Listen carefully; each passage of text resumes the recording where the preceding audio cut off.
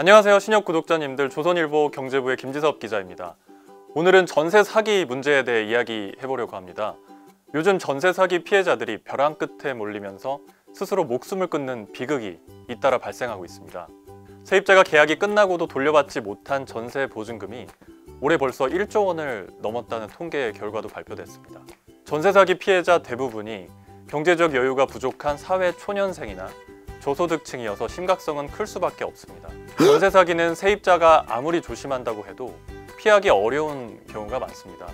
공인중개사를 비롯해 가짜 집주인, 유령 법인, 범죄 집단이 한통속이 돼서 전세 관련 제도 법령상 허점을 파고들기 때문이죠. 전세 사기는 누구나 당할 수 있는 문제이기 때문에 피해 예방을 위해 사기 유형과 수법을 알아둘 필요가 있습니다. 전세 사기는요, 집주인이 의도적으로 세입자를 속여 보증금을 갈취하는 것입니다. 전문가들은 전세 사기 유형 중 무자본 갭 투자 방식이 자주 발견된다고 지적합니다. 국토교통부가 발표한 무자본 갭 투기의 사례를 살펴볼까요? 40대 임대업자 3명이 임차인의 전세 보증금으로 잔금을 치르면서 서울 소재 빌라 9채를 사들였습니다. 전세 보증금을 매매 가격 이상으로 받았기 때문에 이들은 자기 돈을 한 푼도 들이지 않고 빌라들을 취득한 거죠. 그리고 전세 계약 만료 시점에 이들은 서류상으로만 존재하는 페이퍼 컴퍼니에 빌라를 떠넘기고는 보증금을 돌려주지 않고 잠적해버렸습니다.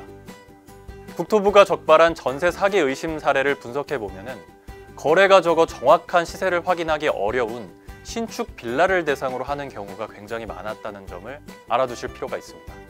서울에서 19가구 규모의 빌라를 건축한 A씨가 있었는데요. 이 A씨가 브로커와 결탁해서 세입자들에게 이사비를 지원해준다고 유혹을 합니다. 그래서 시세보다 높은 가격에 전세 계약을 체결하도록 유도했습니다. 이후에 건물을 통째로 소득과 재산이 전혀 없는 제3자에게 넘겨버렸습니다. 이로 인해서 세입자들은 계약 기간이 끝나고도 보증금을 돌려받을 수가 없게 돼버렸습니다. 피해자들은 대부분 임대차 계약이 만료된 뒤에야 전세 사기를 당했다는 사실을 알게 됩니다. 사기를 친 시점으로부터 시간이 너무 많이 지나버린 셈이죠. 임차인이 낸 보증금은 이미 과거에 임대인과 브로커, 건축주 등이 나눠 가진 상태가 돼버린 거죠. 그리고 서류상의 임대인은 보증금을 갚을 능력이 없는 사람입니다. 빌라를 경매에 넘겨도 보증금이 집값보다 높기 때문에 보증금을 온전히 돌려받을 수 없는 경우가 많습니다. 체납세금이 있는 경우에는 1순위 채권자에서도 밀려나게 됩니다. 다만 주택도시보증공사, 허그라고 하죠. 이곳에서 보증금 반환 보증보험 상품에 미리 가입을 해뒀다면 보증기관으로부터 보증금을 대신 돌려받을 수는 있습니다.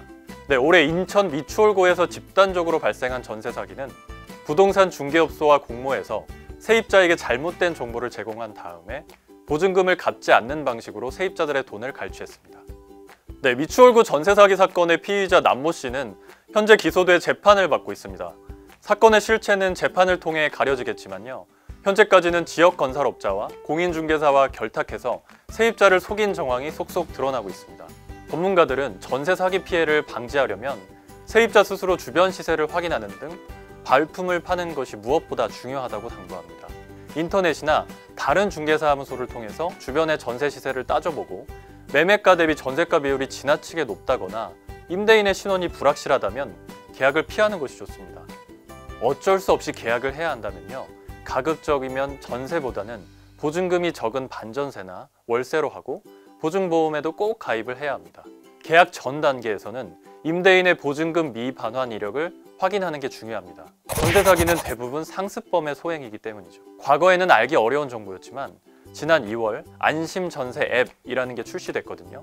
여기에서 임대인이 동의를 하면은 앱에서 이 사실을 확인할 수 있습니다. 담보대출 등 기존 채무 관계와 임대인의 세금 체납 여부도 반드시 체크를 해야 합니다. 꼭 전세 사기가 아니더라도 선순위 채무나 체납세금이 있으면 집이 경매로 팔려도 보증금을 온전히 돌려받지 못할 위험이 크다라는 사실도 알고 계셔야 합니다. 세금 체납은 임대인에게 세금 완납 증명서를 요청을 하셔야 되는데요. 이게 확인이 됐을 때 계약을 진행하시는 게 좋고요.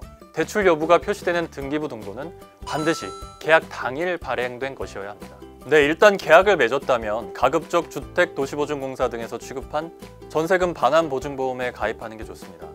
보증금 1억 원의 경우 30만 원 안팎의 수수료가 발생하지만 보증금을 온전히 지킬 수 있는 사실상 유일한 방법입니다.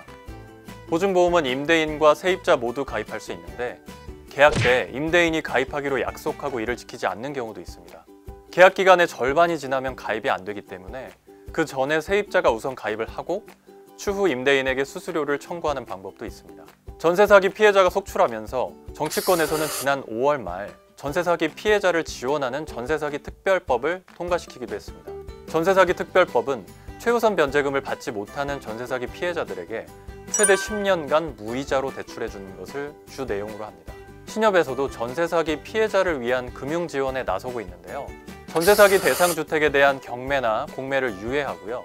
신협에 전세 대출이 있는 피해자가 있으면 이자율을 조정해 주고 있습니다. 또한 전세 사기 피해자가 본인이 살고 있는 주택을 낙찰받을 경우에 정부 정책이 인정하는 범위 안에서 대출을 최대한 지원하고 있습니다. 하지만 전세제도의 허점을 이용한 악성 범죄가 기승을 부리고 있는 만큼 제도적 보완과 법령 개정, 관련 범죄에 대한 처벌 강화 등의 획기적인 대책이 절실해 보입니다.